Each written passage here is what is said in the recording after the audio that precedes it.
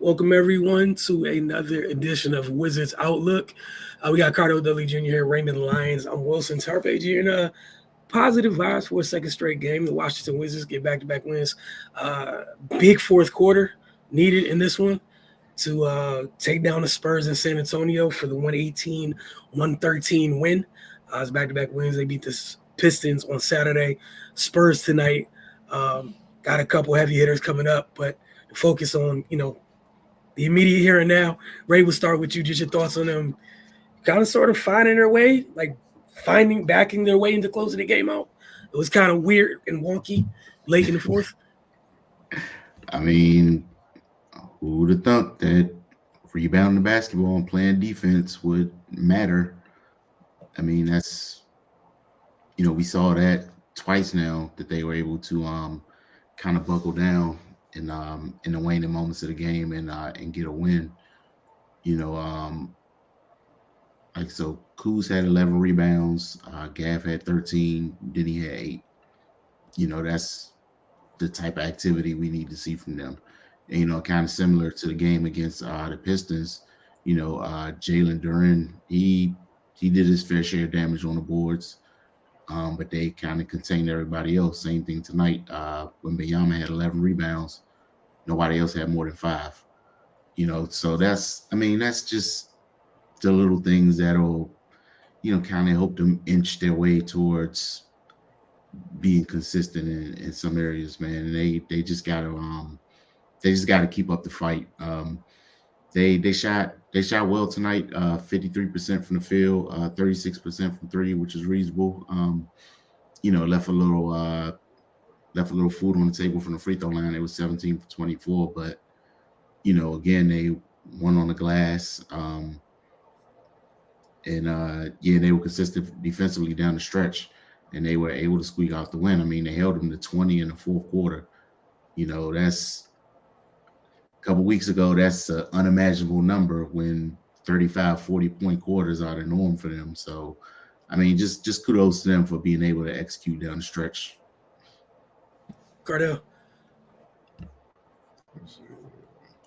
Yeah, big fourth quarter. I just think they out-executed Spurs down the stretch.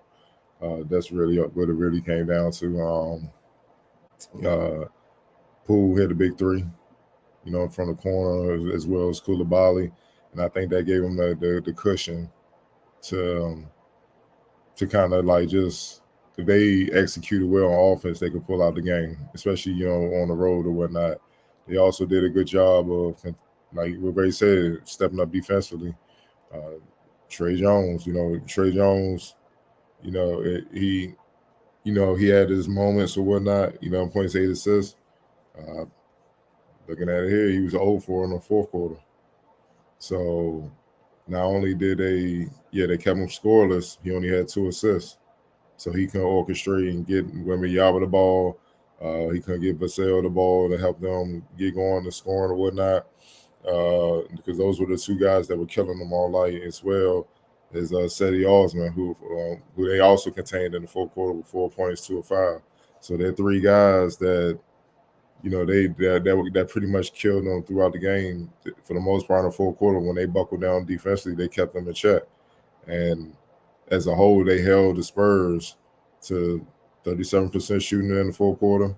Meanwhile, they shot 68% in the fourth quarter, including 3 of 6 from deep, with 2 big threes coming from Koulibaly and Jordan Poole. 7 assists on 13 field goals in that quarter. It was just huge. Like they actually looked like a sound basketball team in that quarter, which is encouraging, and which was great to see finally. Back against the wall, they're down. They got to fight back. And the only way they can fight back to get in this game is through defense. You know what I'm saying? Well, you got to score as well, but you got to get stops. If you exchange bucket for bucket, you're not going to win the game. So they got it done on both ends, man. And finally, I can't remember the last time they held a team to 20 points in a quarter. I got to do some digging. I got to do some research. It hasn't been many this season. But they did it, and they did it on the road, which is even more encouraging. You know what I mean? It'd be one thing if they were at home, but you know, it's just better to see signs of them progressing towards being able to execute on both ends and being able to pull out the wins, which makes it even more frustrating that they've been able to do it for 2 straight games when it's like, where was this throughout the season? You see what I'm saying? So, but neither here nor there, we're going to keep it positive and keep it about tonight, man. You know, they stepped up when they needed to. They got the job done. And, you know, it was good to see. You know what I mean? I think Koulibaly, he's obviously motivated, you know, playing against his former teammate. You know, he was big off the bench, 13 points, 5 or 6, man. You know, on a night where nobody really shot the ball well outside of Gaff and Denny, you know, as far as percentage-wise. Yeah, and Poole had a pretty solid night or whatnot. His production off the bench was huge. And Marvin Bagley, what can we say about him? He's just been Mr. Consistent. You know what you pretty much going to get with him, man. You know what I'm saying? And then, you know, the little things. So they did the little things in the fourth quarter, and that's the reason why they were able to pull out the win. As you guys mentioned, I think the biggest thing I was encouraged by was Cardell. You said that magic number in the fourth quarter. We are not used to seeing the number that low in the fourth quarter in terms of points given up, which speaks volumes because we've been talking about that about those numbers quite a bit in terms of not only what they score in quarters, but when they give up those huge quarters. And that was the difference between the win and the loss tonight, was getting stops in the fourth quarter, allowing you to outscore the other team by 11 in the fourth quarter. As Ray, as you mentioned, just them getting on the boards. I was also happy with that. I felt like they didn't take as many crazy 3-point shots tonight, which, again, give them credit. Like Cardell said, keep everything positive, which is why this is both frustrating, maddening, whatever words you want to use. So you do have the ability to show some discernment. Why? In other cases, is that not shown? But look, it's back-to-back wins. It is what it is. We know what type of year it's been. It's good to see him get back-to-back wins, and we know what they have coming up next. If you guys have nothing else to add on this game, talk about the player of the game for this one. Whoever wants to jump out there, go ahead and do so. I'm gonna give it to Gav. Yeah, he had to deal with the alien on the other side. 16 to 13, man. He stepped up big. You know, 6 to 8 offensive rebounds, man. Sheesh. He was working. He was working. Without his production, they lose easily. That could have easily been a 30 and 20 game for Wembanyama. You know what I'm saying? And, you know, it seemed like when Wembanyama caught his baby hook out the air and damn near flat-footed, it woke Gaff up. Like, damn, I gotta start playing, man. Like, you know what I'm saying? So after that, he started balling, man. But he was huge. Like I said, without his production, they lose probably by double digits. Right. Yeah, no, I agree wholeheartedly, man. You know, just his impact on both ends, having to deal with what was on the other side, man. That was the difference in the game. You know, if he don't produce like he does, and you know, when Wembanyama was, I think he was 9 for 19. So, I mean, he did his part to get in his way and frustrate him. So yeah, Gaff gets the nod tonight. All right, on to X Factor. I'm rolling with Koulibaly. We know what we're gonna get from Marvin Bagley. He's been consistent since he became a Wizard. They needed somebody else to step up off the bench and score, and Koulibaly stepped up, man. You know, 13 points, 5 or 6, 2 or 2 from deep, 1 or 1 from the line. Hit a big 3 in the fourth that they absolutely needed, man. He kind of canceled out Keldon Johnson. You know, Marvin Bagley and Osmond kind of canceled each other out, and with bench point production, man. So again, you know, all about stepping up, man. Gafford, you know, he did it to try to battle Wembanyama. Koulibaly did it, you know, as a rookie on the road and whatnot, to try to offset what the Spurs were doing with their reserve production and reserve scoring as well. So I think he was big, especially late. Right. Yeah, I roll with Koulibaly as well. And they needed everything he gave tonight. Cardell pointed out the big shot at the end of the game. I mean, that's a big shot, especially for a rookie to hit. Again on the road in a game where they had to claw and scratch and fight their way back. Just for him to stay locked in, especially after he hasn't really been shooting that well recently after he started the season. A little hotter from 3-point range. Just didn't think about it, caught in rhythm, let it go, and it was one of the shots that kind of gave them the space they needed to close the game up. All right, we'll get on to some comments. Appreciate y'all for getting in here and getting the comments in early. Start with a couple of comments from IG Wainwright 80. Shout out to you. He said, good win tonight. And he had MVP for the game. He agreed with you guys for, he said, landlord. So also showing Gaff some love coming from IG. Here we got Blizzy Baby. Good W for the Wizards. If we would have beat the Jazz, we would be on a 3-game winning streak, but I'll take 2. He's choosing to keep it positive as well. That's all he could do at this point. There's nothing wrong with that, right? Kersey said, what's good, brother? Got a string of comments. Bagley changing the culture, helping Gaff. Calm down now. Calm down now. That the culture changed, and that's gonna take years. That's like you said, keep it positive. I ain't gonna say what I'm about to say. Wizards got stops when you guys are talking about the fourth quarter. It did indeed happen. Dudes always seem to do what they're supposed to do after somebody loses their job or after somebody gets traded. Why do they even need to come to that?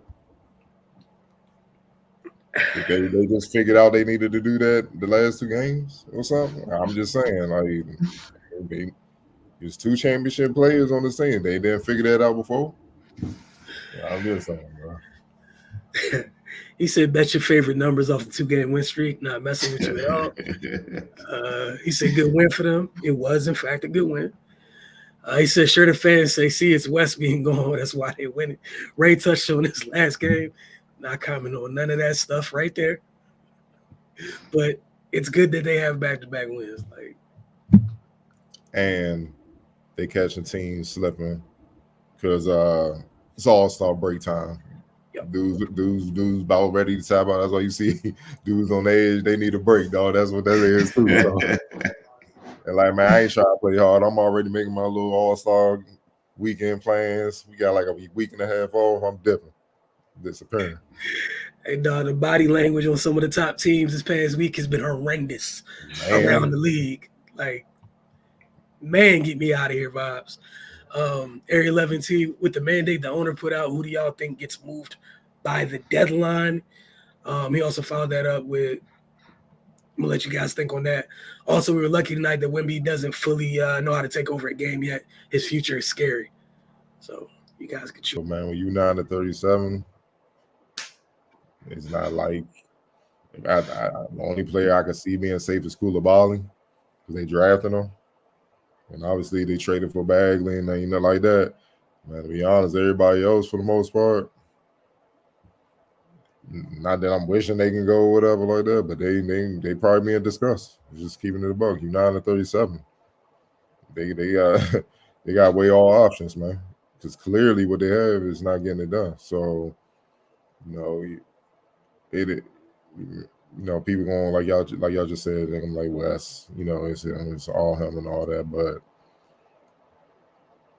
it's still indicative on the players because all right, y'all got a 2-game win streak. Y'all gonna do this early? That was just 1-2. That 4th quarter, y'all were down. They came back. They held them to 20 points. Oh, y'all couldn't move y'all feet when West was on the sideline? Oh, now all of a sudden y'all can do that because y'all know the heads about the road probably. So now y'all trying to play. You know what I'm saying? It's like they treated West like the substitute teacher now, and the teacher back, the principal teaching the class now, because the GM and all those guys up top the president, they paying extra close attention now with the trade deadline looming. Now guys want to do their jobs. So that's all that is going on, man. You know what I mean? I don't take it. Look, good win, do what they need to do, but they could have been doing this. And that's the most Again, part. going back to, like you said, what's been maddening and frustrating. There's no reason to be where you are record wise, short of like crazy injuries ravaging the roster. It's just unacceptable. And as for Wemby, no brainer. He just got to get stronger. He's getting all the experience right now. Once he gets stronger and he can hold his position and he can start bullying people instead of them bullying him right now, yeah, it's over. Because even with that strength, it's not even just him bullying people in the paint. He's going to be able to sustain dominance throughout a game, game to game, season to season.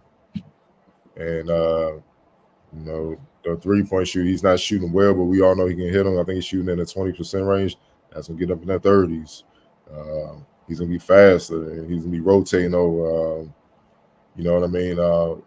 Instead of like tiptoeing and getting Gafford's shot, and then he going to really be anticipating and grabbing that shit and be gone. It's going, you know what I'm saying? Even his teammates young, you know what I mean? He's gonna make it easy on them for them to get him the ball. I know a lot of people criticizing them not getting him the ball, but seeing them against the Wizards week and a half, 2 weeks ago, it's not just that. He's not strong enough to hold his position. So when he's trying to get the ball, guys are pushing him out, or they are fighting around him to deny. And it's kind of iffy. He as big as he is, it's still kind of iffy because, man, they might bump him at the last minute. He all balanced. Now it's a turnover. And then Pop looking at them crazy. You know what I'm saying? So I can see sometimes they just taking a safer route. Like, nah, dog, unless I'm sure you got that position locked down, I'm not giving you the ball. So it's a combination of things. But nonetheless, man, look, we all know what's coming. You know what I mean? So you about to see a whole lot of bigs just getting drafted for no reason. You know what I mean? The second round, 2 ways and stuff like that. Because you don't need size. He's gonna be dominant. It's gonna be like he's gonna be dominant in his way. I ain't gonna say it's gonna be Shaq-like, but remember when Shaq was dominant with the Lakers and all that? I mean, he was keeping centers employed that were clearly done. Couldn't play anymore because they needed them for fouls, and that's what they're gonna need for this kid, man. And he's gonna keep a lot of bigs employed because you don't want your big man, your star big man, to foul out. Your reserve gonna take a few, but then that third guy that probably shouldn't even be in the league anymore, go ahead, man. We just need you to hold down for a couple minutes to the halftime coming, man. You know what I'm saying? He's just gonna be a sparring partner, man. Just take the ass whooping. That's all you get paid for. That's your job. Just take the ass whooping, so we can regroup and come at this kid in that second half. Because I remember when Embiid went to work on him a couple weeks ago. People forget he still had like 30 himself. That's the part of that got left out the entire discussion. I was like, he was fighting for his life against somebody who's damn near 300 pounds. He weighs the opposite of that, but he still gave him work back. Like, what y'all think the get back's gonna look like? Hey, bro. that's like, what I'm saying. Like, bro, Vic is 210. There are guards bigger and stronger than he is right now. So when that is 240, 245, when it gets to that, you see what Jan is doing, right? But he gonna be 7'4" and he can shoot and all. It's gonna get ugly, man. So they better get their lumps now, dog. That's all I'm saying. Just get it right, get it while you can, because when he figures it out, it's gonna be bad. Dog, like you said, what he brings at 230 is going to be hell. As soon as he's able to like you said, to sustain, can't reach and bop. You can't reach it. Shout out to Antonio Luna. Appreciate you, man. He said first time watching, awesome show. Go Spurs, go for sure. I'm sure you're very happy. You got another one of those special players. The rich get richer, right? Hey, man. We'll definitely be keeping eyes on how that things go. Y'all love y'all some generational big man, huh? Must be nice. Send one to DC once in a while, man. It's all for the fish, man. Share the wealth. Yeah, Man. Area 11T said the Clippers should be fun on Wednesday. Calm down. Like, they beat the Detroit Pistons and the San Antonio. See, this is what y'all do. They beat the Detroit Pistons and the San Antonio Spurs. Both bottom feeders just like them. Calm down. I think he's saying it sarcastically. I think. I hope he is. I could be wrong. I think it's sarcasm, but calm down. Yeah, because that's a whole different world right there. Like they in championship mode. And then Kirksey was going back to what he was talking about. Now, well, not really the change of culture, bad choice of words, but it seems it helped the locker room.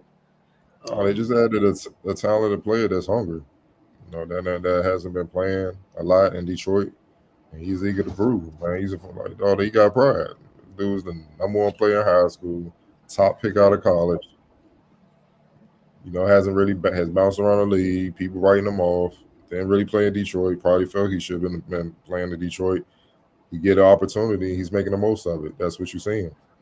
Yeah, and he's making people look back at right now. He's making people look at Detroit like, what's up with y'all up there? Like, what the hell? You know what I'm saying? So you know, it is what it is, man. And yeah, and also the Clippers, they just lost the Cavs, so they're going to be pissed on Wednesday. So I got a pretty good feeling to be back to reality. And he said, "Yeah, it's sarcastic." He was saying, "Nah, we get all the star guards and talk about who they got to deal with in the building." I get what he's saying. Gil, Wall, Bill. I mean, we had a couple, but they don't last long. You know, once upon a time we had Big Ben, Sheed, and Seaway, and Juwan Howard, dog. That's as good as it got. Well, outside the 70s with Elvin Hayes and Wes Unseld Sr. So, you know, but no, that was a whole generation ago. But in our lifetime, that's about as good as it got. C-Web and all those. And, you know, I give Anton his props. You got an all-star level, Anton Jameson. He put in work too, but it just don't last long. I'm talking like David Robinson and Tim and what this potential of Wembanyama could be. Man, that's 10, 15 years of dominance. We haven't had a big like that. Yeah, those are those pillars that last, like you said, decades. Like that hits a little different. Like think about how long the window was open. Like you had the end of David. David was a freak. I still don't think people give David the credit he deserves. It sucks. It's kind of a numbers game, bro. Like that was a golden era of bigs. Like it's stuff out there. A lot of very special bigs, but all of them were nice. It so happens like the two at the top of the food chain kind of had some memorable moments against David. That doesn't mean David wasn't special. Then you get the end of David and you walk right into Tim. Man, in that window. I'm ready to eat now, dog. Oh, Charles, y'all gotta move over. Tim came out of that thing just ready to go. And that's think about how long that thing lasted. That's for 4 years of college you do. And that's what and for you youngers or casual fans to understand, that's what we mean by league ready. That's what that is. When Tim came in, like he came in, so Dave Roberts like, here, young boy, you got the keys. I'm over here if you need me. Hey, I mean, he said that's on right away.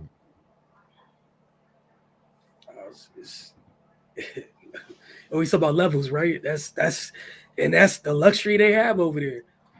And you know, obviously, with the league in the space that is now, you get this freaking alien, and you got the what's it called? You get to count on the experience you had with the other two. Right? Like, come on, man. Shout out to you, Antonio Luna. Enjoy the next 15, 20 years, man. Enjoy it. Had a couple more comments. Had a rip shout out. Area 11T. So the one we could have got KP to stay or got him earlier. Kristaps Porzingis. Yeah. Nah, they was gonna blow it up. You know. Oh, you mean drafting them? I guess, or maybe acquired him earlier. Were the Wizards even up there at that time, high in the draft to get him? I gotta look back at that draft, but regardless, if you mean through free agency or something like that, man, like, nah, they blowing it up because even with KP, it wasn't gonna be enough to do any real damage. Nah, they wasn't up there. He went fourth. to New York. Yeah. They What went year, 19th. what year was it? It's 2015.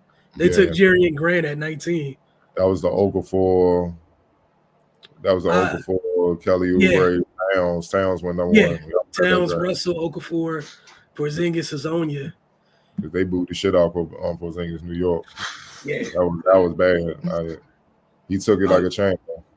He's talking about when he wanted to get out of NY, I guess, originally.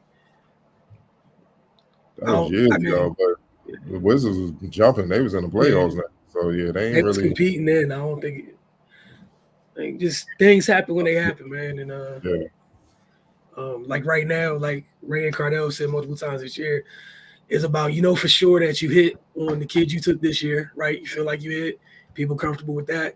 It's about getting more folks like that in the building going forward and trying to find your guy. And whatever shape, position, whatever the guy comes in, you try to find a guy and surround him with more guys and go forward. But that's the ugly part of rebuilds. But, yeah, that was the Gortat. Yeah, they was bumping. That's that period, man. Yeah, they was bumping. They was walling them. If Wall didn't break his wrist, they would have went to the East Conference Finals. They was rumbling. They was ready to go. He just got injured. Yeah. I think, is that the year that he broke his wrist against the Hawks? 15, I think so. Yeah, during that period, Yeah. So just the timing. But look, man, we appreciate you all. We'll check in with y'all Wednesday after they take on the Clippers. We'll see y'all a couple more times this week, obviously, but y'all have a good night. Thank you so much for tuning in. See y'all soon.